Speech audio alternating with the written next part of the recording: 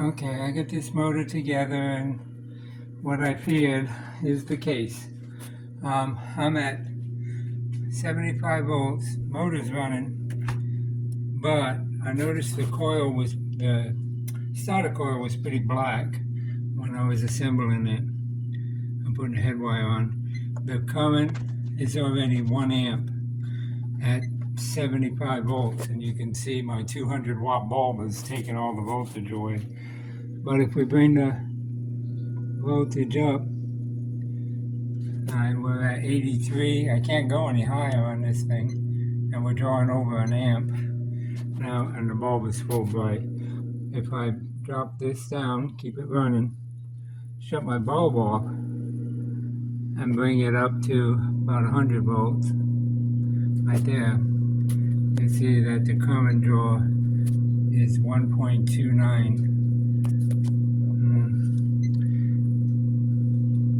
See if we can get a little more voltage in there. 110. Okay, it's 113 volts. 1.4. So that's a little high. And the motor gets hot, of course, as it runs. It's cool today because it's going to rain, so. And again, that's with no gearbox. That's just the motor. So, yeah, that's 112 volts, 1.38 is high current. And it's going to creep up as the motor gets hot.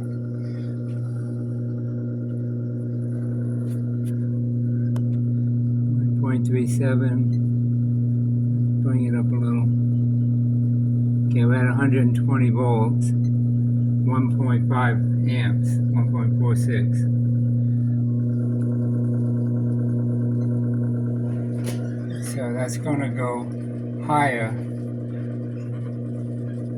And it's the stock coil that's affected. So here it's shifting, it's already getting hot. We're over 2 amps. So the motor is shot.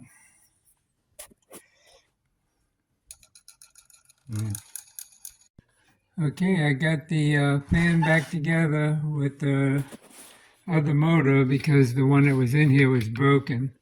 And I'm at 110 volts.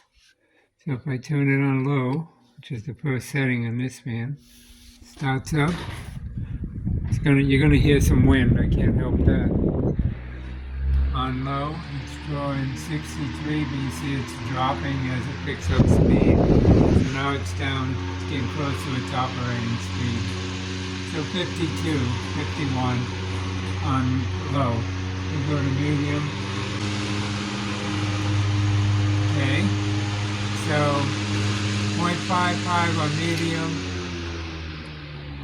and on low, once it gets back up to speed, it'll be less, so there you go, 0.51, and on high, 0.64. I mean, that is incredible.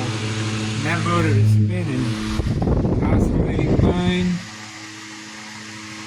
Okay, it's running great. If I pull this up on the back here, that's what turns the oscillator on. Stops off. Thanks for watching.